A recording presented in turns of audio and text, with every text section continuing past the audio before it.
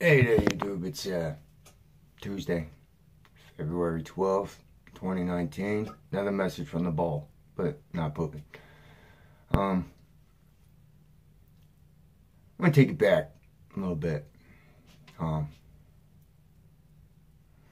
Little kid, little kid named Tucker, and bounced around a lot between family members, father, grandparents, aunts, uncles, and stuff growing up. But he had a constant. People may not have shared this constant with me, but I always had a constant, and the constant was space. I looked up into the sky. I used to look at all the magazines with all the planets and all these galaxies and solar systems way out in the middle of nowhere. This ever-expanding universe that we're living on. Well, in 1986, the shuttle Columbia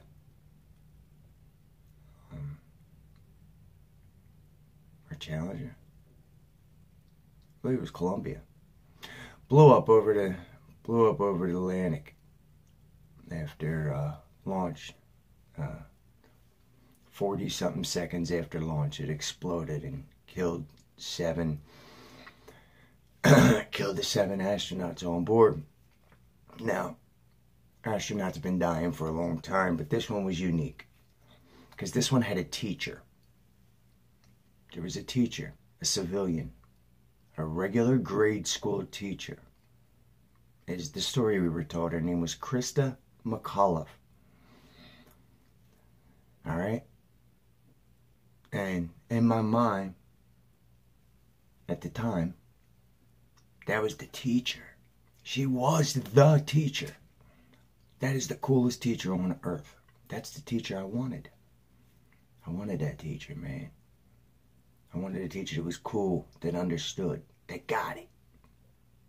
And she was it for me. Idolized her. I idolized the space shuttle program. And looking back, now, knowing what I know, I understand why I idolized it so much. Not just because the wizards, cast the spell on us, but because space was infinite. Anything was possible out in space. Anything. You know why anything is possible?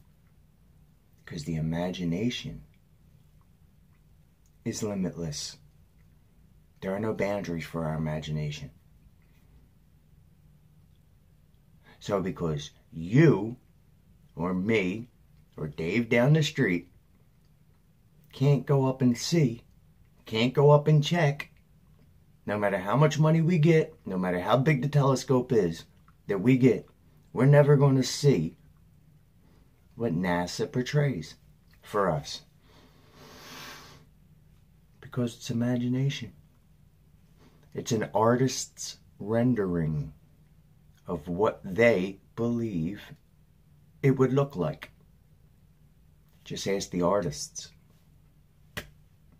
Read what the artists that put all of these images on the NASA website and the NASA books. Read what they say about it. Oh yeah, I took data. I took ones and zeros off of this screen and I turned it into a pretty mosaic picture on that screen. You're making up colors. You're adding clouds. You're removing clouds. You're removing land and moving it to other places on your maps.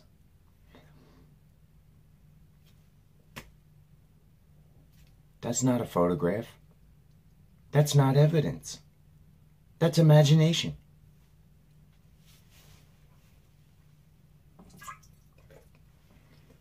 Now, let me tell you something. Yeah, choose back.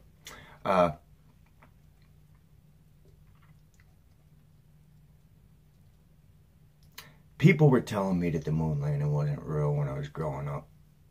Older people. Wasn't hearing it. Wouldn't hear it. You couldn't convince me that space wasn't real. You know why? Because they were saying, well, then what are we, just this ball sitting in nowhere? Nothing else around us? We're the only ball? Then I look and find out that the only photograph that anybody claims to have from anywhere outside of low Earth orbit, one photograph exists. One. NASA had 7 manned missions to the moon and took one picture. Kim Kardashian went to the bathroom and took 941 selfies. They went to the moon. She went to take a shit.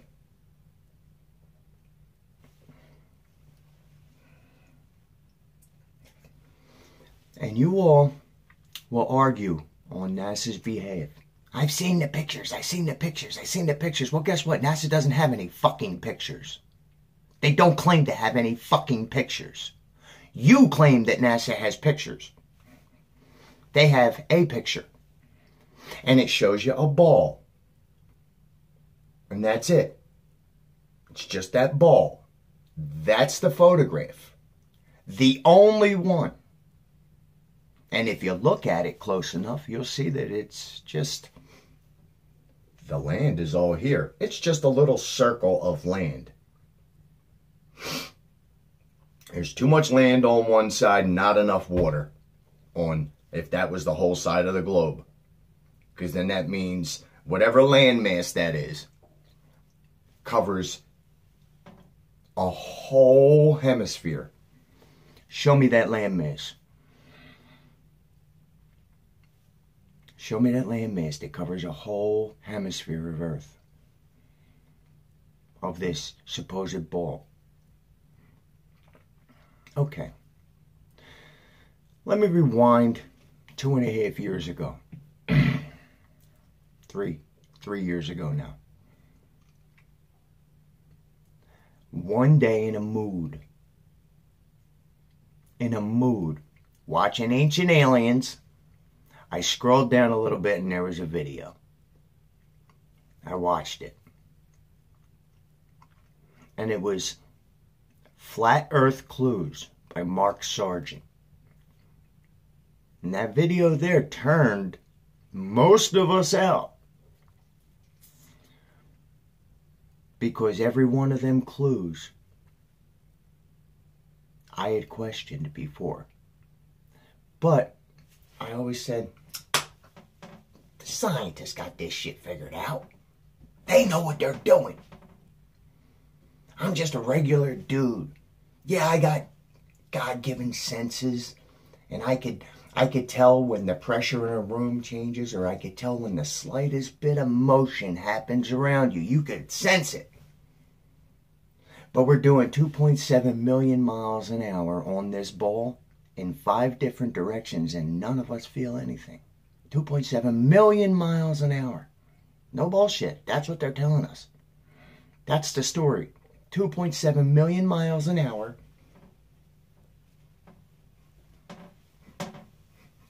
In 5 directions. No. We sense motion. Sorry for the 6. That's, whoa, sorry about that. We sense motion. We can feel anything. We're the most powerful computer on the planet.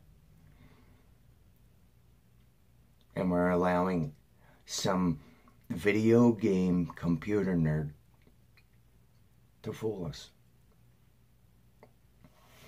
Let me explain something about me. I got an attitude. I'm cocky as shit. I am. I know it. But you know what? I can back up all my cockiness. If you want to sit down and have an intellectual conversation and spit facts, you want to take a test? You want to take a test, a written test, multiple choice? You take multiple choice and I'll just write the answers in. It doesn't matter. You want to go toe-to-toe with me? You're not going to want to do it again. You may win, but I promise you, you'll never want to go toe-to-toe with me ever again. I'll back it up. I don't care. I'm not shy. All right? I'm arrogant, I'm cocky. But you know, it's not unwarranted. You know, it's not unnecessary. Look around. Look around you. All right? I know atomic weights of things, like cobalt. I know the atomic weight of silver, gold. I know things. I know a lot of stuff. A lot of information. So I can go toe-to-toe with some people in their area of expertise. And I understand their area of expertise. And most people don't. The general public does not. So, rewind 3 years ago, and I took a look at that video. And all of those things keep flooding back into me going, why is that? Now that I'm not a 14-year-old kid looking at it. Now that I'm not an 11-year-old kid looking at it. Now that I'm in my 40s and I've lived a little. And I'm still alive. If you'd ever seen the situations I put myself into, if you'd have seen the way I lived, the things we did, gangster movies have nothing on us. Nothing.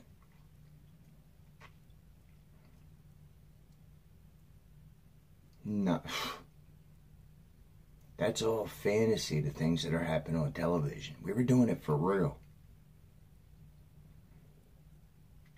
Get high in Philly and see what you do. I'll tell you, when I watched that Mark Sargent's Flat Earth Clues, my world came tumbling around.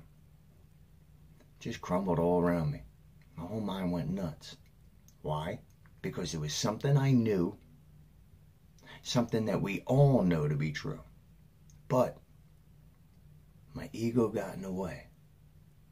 Them telling me that I'm not smart enough got in the way. Them telling me that you don't know what you're talking about, we got all the answers, got in the way. We have the answers. It's in us. It's ingrained in us. We know when something's right and when something's wrong. We know it. Not here. We know it here. When you get nervous, what happens? Your belly gets crazy. When you're excited, what happens? You get butterflies. It don't happen here. It happens here. You feel it here. You sense it here. Here. You go heart-centered. And you can't go wrong. You try to brain center, imagination sets in. The scientific community is brain centered. The public, heart centered, gut centered. The Tantien. Look it up, Tantien.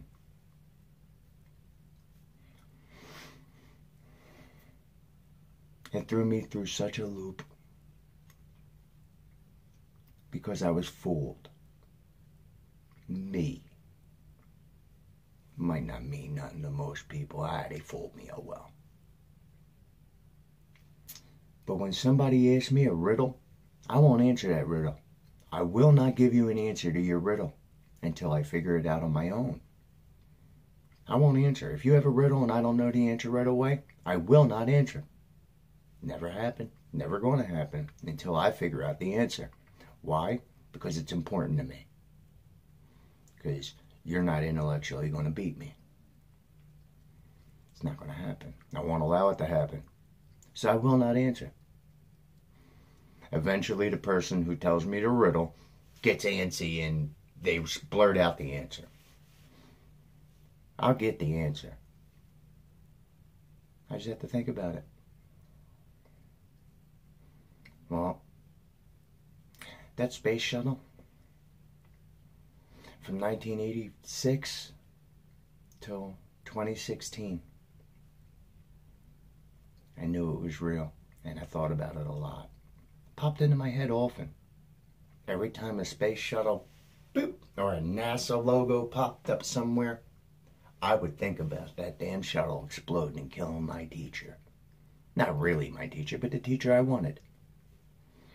And guess what? She's still alive. Never happened. They were not on that shuttle. Not at all. Dave Murphy covers it really good on the Flat Earth. He's a guy, Francis Richard Scobie, who was the systems director. Still alive. There was a woman named Judith Resnick. She is now a Yale law professor. Yale. Skull and Bones. She's a Yale law professor, but she died in 1986 on a space shuttle. But she's a Yale law professor right now. And then the one. Oh, here's something. What's his name? Harold something. I believe it's Harold, but he's an Asian gentleman. And he claims to be his twin brother. He claims to be his twin. All right, his twin brother died on the space shuttle in '86. All right, there's another guy named Carl, black guy. He claims to be his twin brother because his twin died on the space shuttle. All right. Neither one of them two showed up to their brother's funerals, and there is video. Neither one of them two showed up at their twin brother's video. The only connection stronger than a mother and a child are twins.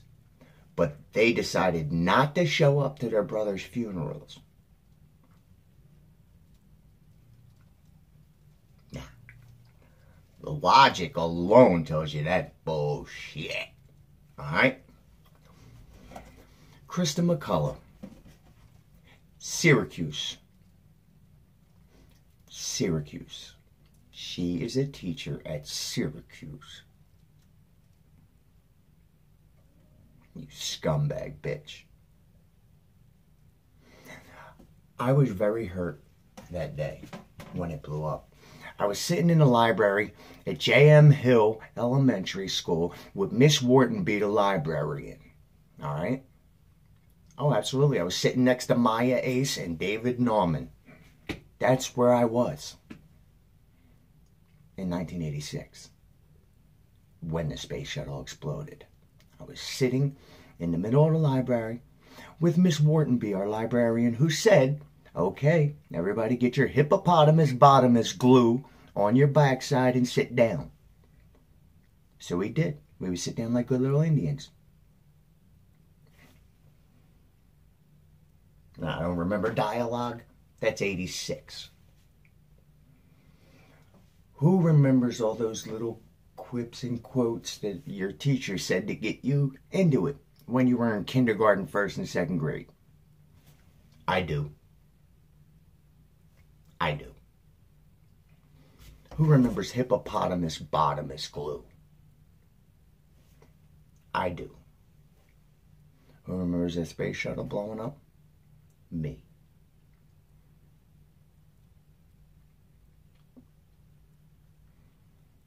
And then who found out that these people are still alive? Me.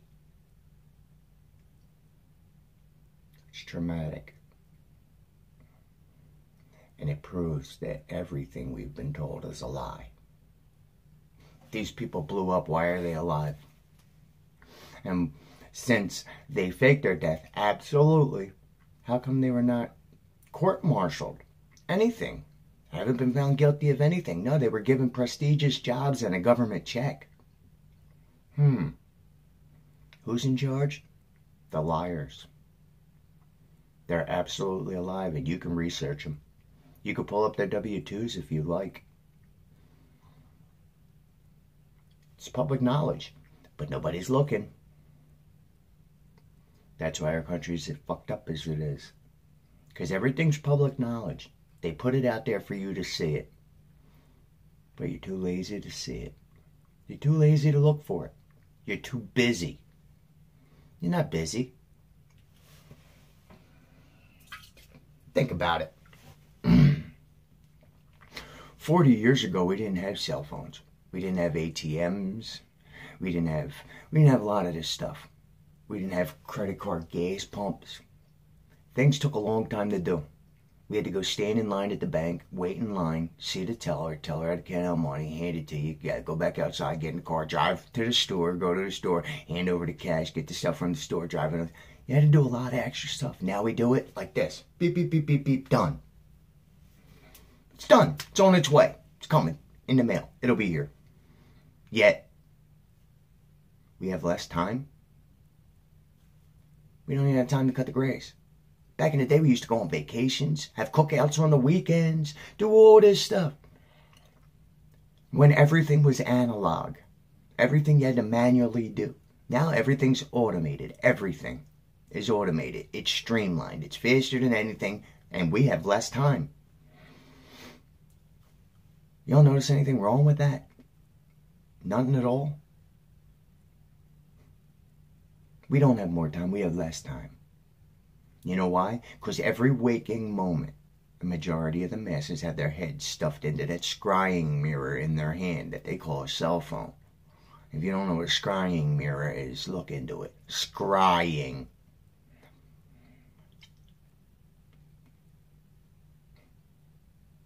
It really is. Words are powerful, and they pump enough of them through this scrying mirror. They are spells. The power of words. If the words weren't so powerful, why did we create the greatest union ever in history by standing up every day and saying, I pledge allegiance to the flag of the United States of America and to the republic for which it stands, one nation, under God, indivisible, with liberty and justice for all. Not for some. And to the republic for which it stands, not to the democracy for which it stands. No, to the republic for which it stands. Indivisible. Well, we're divided in every aspect. One nation. No, we're several different nations. We're not even a nation anymore. We're the United States. That's it. Donald Trump took the oath of office. Right? The only president to take the oath of office to the United States, not the United States of America. Just a word, right? No. When it was the United States of America, the O in of was not capitalized. There are no words in the language all capitalized. No word exists that's all capitals. No noun. No proper noun. No proper nouns are all in capitals. None. It doesn't happen in the English language. It can't. But the United States is written in all capitals. America is written in all capitals. So they're not words. They're not. They're a corporation. Admiralty law. Anytime you write a proper noun in all capitals, it ceased to be a word. It is not a sovereign entity anymore. Now it is a corporation. That is what separates corporations from sovereignty. Capitalized letters. That's it. Your birth certificate is in all capitals. Donald Trump took the oath of office to the United States. Who the fuck is the United States? I don't live in the United States. I live in America. I live in the United States of America. They're going to call it the United States of North America. It's the North American Union. All of Europe is damn near its civil war. Russia is in the middle of a civil war because of the history. Russia's warring. They're warring in Russia over this history shit. Literally. No joke. Why is Putin talking about coming over here? Why is there a big problem with Venezuela that none of you know about? Why? Because it's the last vestige that Russia has in this hemisphere. No more. They have nothing else over here. Well, they're coming for it. Them in China.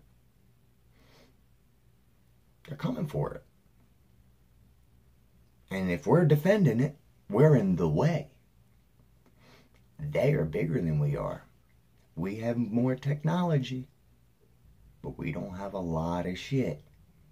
They have lesser technology, but they have an overabundance of weaponry compared to us. Yeah, we might be able to drop more atom bombs. We may have more tech. We may be able to see them further. But they have more analog and manual bombs and explosive devices and guns and weapons and people.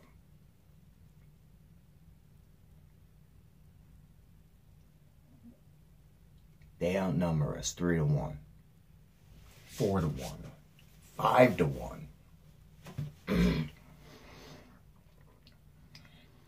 And it's coming.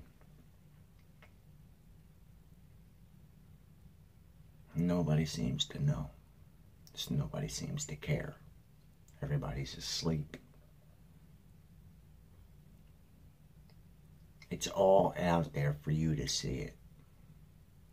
All of it. And none of you are looking for it. I'm reporting it to you. But since my video is longer than 6 minutes, nobody watches it. Guess what? All this shit didn't happen in 6 minutes. Maybe you should take your time. Listen and read a little and look around and find out that all these stories that we were told are bullshit. I remember Nelson Mandela dying in the 80s. I remember him dying in prison. I remember it all over television. I remember Ed McMahon handing the sign, the big checks to people for Publishers Clearinghouse. I remember them. But they never happened, according to the mainstream narrative now. It never happened. They're lying to us. They're changing our history right in front of our eyes. And nobody's calling them on it. They're allowing it.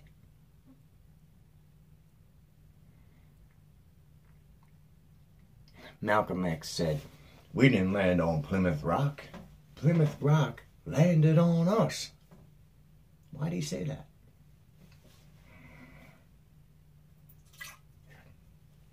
Alright, well, here we go. When the Europeans came over here and moved down south, they came across sharecroppers. It's in the history. They came across sharecroppers. Well, wait a minute. If only indigenous people were here and there was nothing going on, it was uncivilized, and we came over here to bring civilization. What do you mean sharecroppers? Because the definition of sharecropper is somebody who has large farms and they make money on it. That's a business. If they were so, uncultured and native, what they got business for? Okay? They were here. Civilization was here when them nasty-ass jerk-off Europeans set foot here. It was already going. This country was already a country. And we've been demolishing it since the mid-1800s. Every World's Fair was us tearing down something that previously existed before we got here. San Francisco was supposed to be founded in 1850. But in 1858, there's over 1 million homes and chapels and steeples and businesses and steam coming out of factories in 6 years? 6 years? It takes 10 years to fix the turnpike. They can't pave a turnpike in under 10 years. the turnpike. They can't pave the street in under 10 years. Can't do it. Can't be done. It ain't been done. But they built over 1 million homes, countless cathedrals. Oh no, not wooden building. No, we're talking Greco-Roman style looking buildings in 6 years. For a population of what, 10,000? What the fuck you need 1 million homes for 10,000 people? Why did they build them? In San Francisco, on an island. Well, go look. Go look at the pictures. You can go into the Library of Congress and get all these pictures. They exist. 1 million homes. 10,000 people. Not even 1 million people in this country at the time. But they got 1 million homes in San Francisco. More churches in San Francisco than there were in the mainland United States at the time. If we started in the East and we're making our way to the West, how come when we got there, all this shit was there already? We came, and the indigenous people, the people that call themselves African Americans, are Native Americans. They are the Native Americans. We came here and kicked them out. This is their home. I'm sorry it is. This is their home. Native Americans. The people, the majority of the people we call black, they're Native Americans. Ask them. They'll all tell you that they got Indian, Native American in their blood. Because that's what they were. We kicked them out. And we sent them to prison colonies in Central Africa, Kemet. Because the indigenous population of Africa is Caucasian. I'm not making it up. This is real science. This is real fact. The indigenous population of Africa is white. All of North Africa and all Southern Africa is all white. It's only black across the strip, in the middle, in the jungle, in the deepest, hardest place to live. It's black. All the comfortable zones in Africa, all white. That was the prison. We kicked them out of America and sent them over there. Sent some down to Haiti. We sent some down to, not we, them. Them, they, not me. Never would have done it. Never. I can learn from you. I'm okay with that. If I can learn from you, I want you around. If you can't teach me shit other than how to get the fuck away from you, I don't want you around.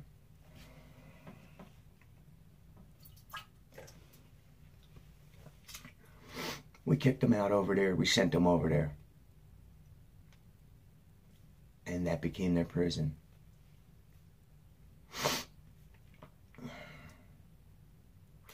It's truth. That's where they come from. We did it to them. And land on Plymouth Rock. Plymouth Rock landed on us. And it's the truth. Leonardo DiCaprio was with the Pope. Now, Leonardo DiCaprio started a foundation. Check out the Leonardo DiCaprio Foundation and look what they do. Leonardo DiCaprio was having a conversation. They took out a 16th century book with maps in it. Alright? Words now. Remember, words are spells and they are very powerful and they all have meaning. And all you have to do is flip 2 words around and it changes the whole meaning of that sentence. The spell.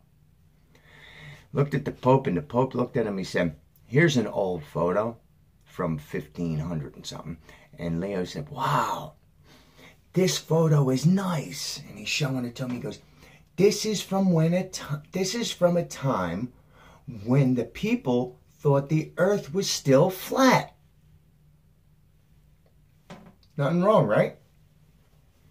Listen to what I said. This is from a time when the people thought that the earth was still flat. Implying that the earth's shape had changed at some point. It was still flat, but now it's round. Nah. If he was saying that the people were wrong in believing that, he would have said, this is from a time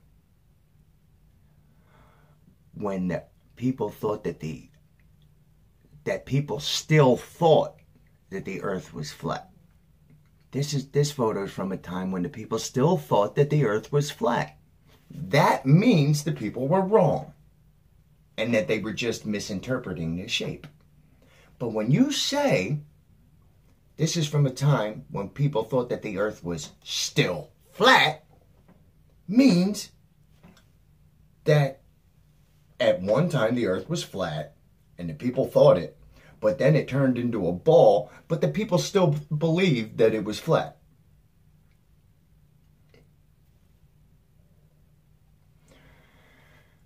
You're seeing the Pope. You're an actor. It's public. It's going to be recorded. So what is it? It's scripted.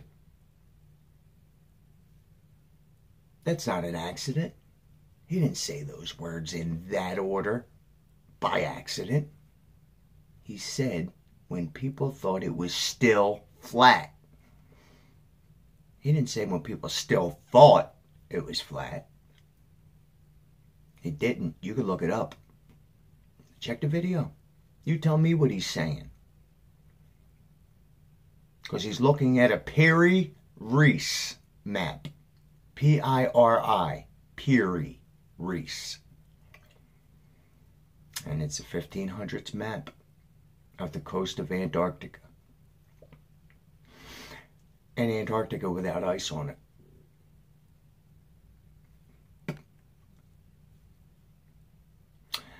Words are weapons, sharper than knives. Makes you wonder how the other half die. Devil inside, in excess. Michael Hutchence. He was talking about this stuff in the 80s. And then they found him hanging from a doorway with a belt around his neck, just like Robin Williams and David Carradine and everybody else. That comes out and says, what's his name? Chris Cornell. Everybody comes out and says this. Chester Bennington. Every time somebody comes out and talks out against these freaking people, they end up with a belt around their neck hanging from a door. Sure, it's coincidence. Unbelievable. Well, I gotta get ready for work. It's almost 40 minutes I've been talking to you here. My legs are asleep. I might have to poop. No, anyway. Please research the stuff. Use your eyes. Go outside. Use your God-given senses. Because the world is amazing. It really is. It is a beautiful, beautiful place, man. It's the most amazing creation. And you hold reign over it all. It's all yours. All of this. The assholes in Capitol Hill stole it from us and they're making us pay for it. It was ours, not theirs. They're an invasive species. And this all belongs to us. And when we come to the realization that we own all this shit, we're going to treat it better. And we're going to turn them guns around. We're going to fix it. Because I believe in you. I believe in the power. I believe in all the power we have and all the power that God gave us. I believe in it. We can change it. The power of suggestion works. Let's go back to the little white kids walking around with their clothes backwards from Crisscross. The power of suggestion works. Everybody bought a Rubik's Cube and nobody could figure them out. But everybody bought one. Because the power of suggestion works. Use these. Use this. Go outside. Look up. Look up. Does the sky look like it did when you were a kid? The sky's gray. Rarely is it blue. Don't blame it on the weather. Blame it on the airplane with that long white strip coming out from behind it. Because it's in the public now. It's public record. They're telling us that they are geoforming, geoengineering the Earth by putting nanoparticulates in the sky. Metal. Barium, strontium, and aluminum oxides in the sky to reflect the sun's rays, to deflect the rays back out. Why? To stop global warming. Guess what? Every scientist, every meteorologist is saying it's colder than it's ever been in recorded history. If it's colder than it's been, why the fuck are they making it colder? To kill everything that grows. If there's no plants, no animals eat. No animals eat, we don't eat either.